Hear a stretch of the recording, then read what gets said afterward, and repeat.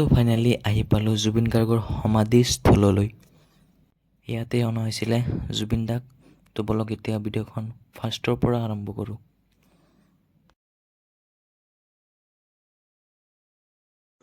কি খবৰ? আশা কৰোঁ সকলোৰে ভালেই।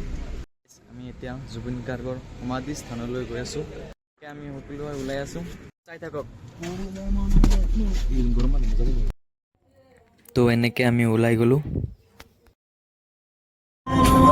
তো এনেকৈ আমি জুবিন দাৰ গান লগাই যাত্ৰা আৰম্ভ কৰি দিলোঁ।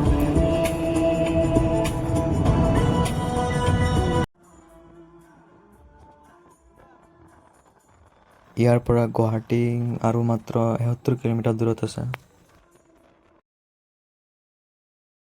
তো এনেকৈ আমি লাহে লাহে গৈ আছোঁ। এইটো ৰোডেৰে গুৱাহাটী প্লাছ শ্বিলং, বঙাইগাঁও যাব পাৰিব।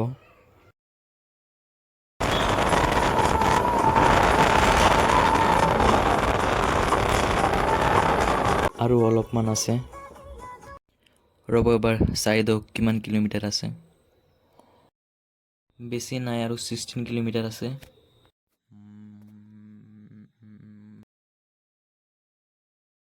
জুবিন দা মৰা নাই। জুবিন দা আমাৰ মাজত সদায় আছিল, সদায় থাকিব।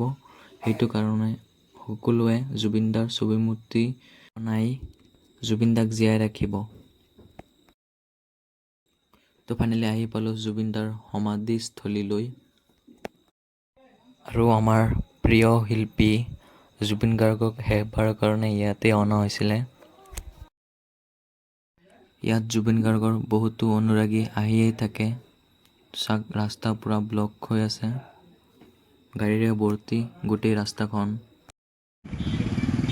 ৰোডখন বহুত জাম হৈ আছে, পূৰা গাড়ীৰে ভৰ্তি। তাৰ কাৰণে ইয়াতে গাড়ী থৈ অলপমান যাব লাগিব। তো এনেকৈ আমি খোজকাঢ়ি গৈ আছোঁ।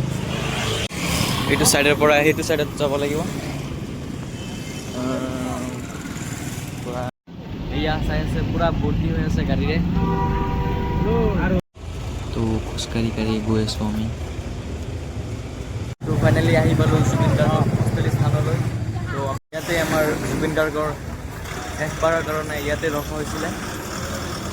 তো বলক এতিয়া ভিতৰৰ পিনে যাওঁ। জুবিন গাৰ্গক যেতিয়া ইয়াত শেষবাৰৰ কাৰণে অনা হৈছিলে, তেতিয়া ফিল্ডখনত 10 লাখৰো অধিক মানুহ হৈছিলে।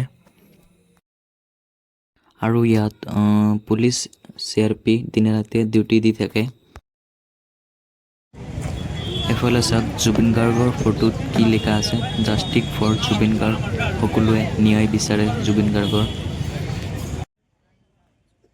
আৰু ইয়াত এটা বস্তু বনাইছে, আই লাভ জুবিন দা বুলি। এয়া চাওক, প্ৰাণৰ শিল্পী জুবিন গাৰ্গ, ন্যায় দিয়ক। চাওক, মানুহেই মানুহ।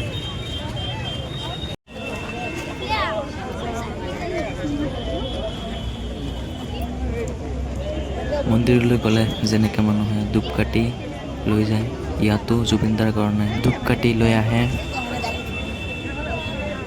আৰু ইয়াত সৰু পোৱালি এটাই মায়াবিনী গীত গাই আছে।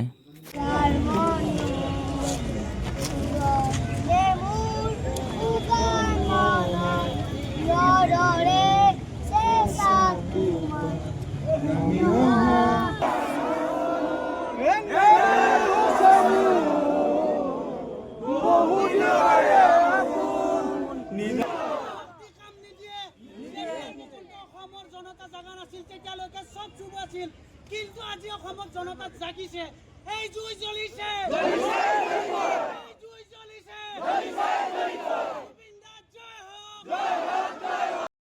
আৰু এনেকৈ সকলোৱে ন্যায় বিচাৰি আছে।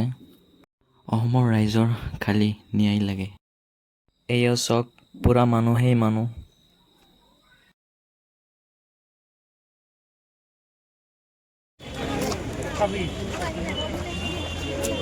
ইয়াত বিভিন্ন ধৰণৰ বস্তু দি থৈ জুবিন দাক এবাৰ সেৱা জনাই যায়।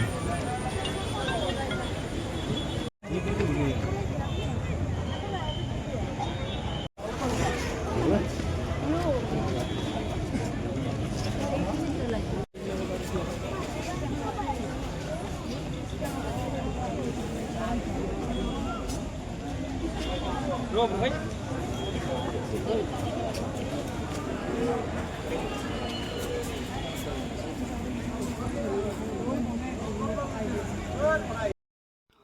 ইয়াৰ চাৰিওফালে জুবিনদাৰ ফটোৱেই খালি।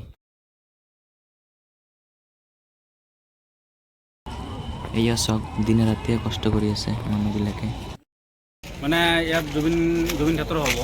জুবিন ক্ষেত্ৰ হ'ব ইয়াত হ'লে হ'ব বুলি শুনা আমি পাইছোঁ। গুৱাহাটী আহোঁতে মানে ইয়াত সোমাই যাম। আৰু শুনা পাইছোঁ ইয়াত বোলে কিবা মিউজিয়াম হ'ব।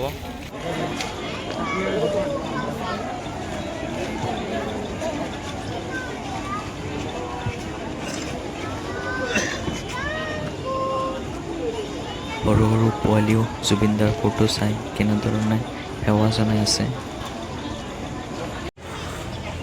এনেকৈ কি ক'ম মানে আৰু, সৰু সৰু পোৱালিও জুবিন গাৰ কাৰণে গান গাই আছে।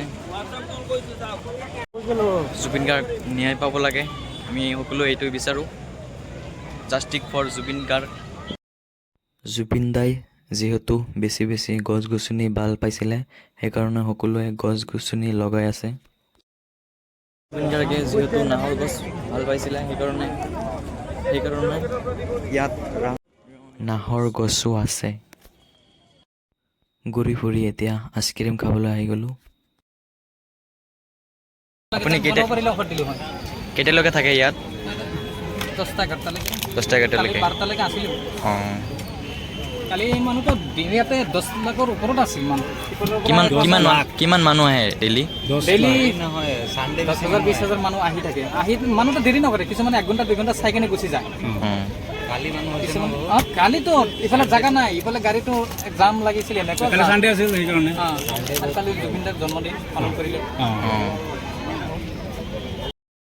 তো বহুত অনুৰাগী আহি থাকে ইয়াত, পূৰা ভিৰ হৈ থাকে। বাকী আছে। তো আমাৰ টাইম হৈ গৈছে, এতিয়া আমি গুচি যাম।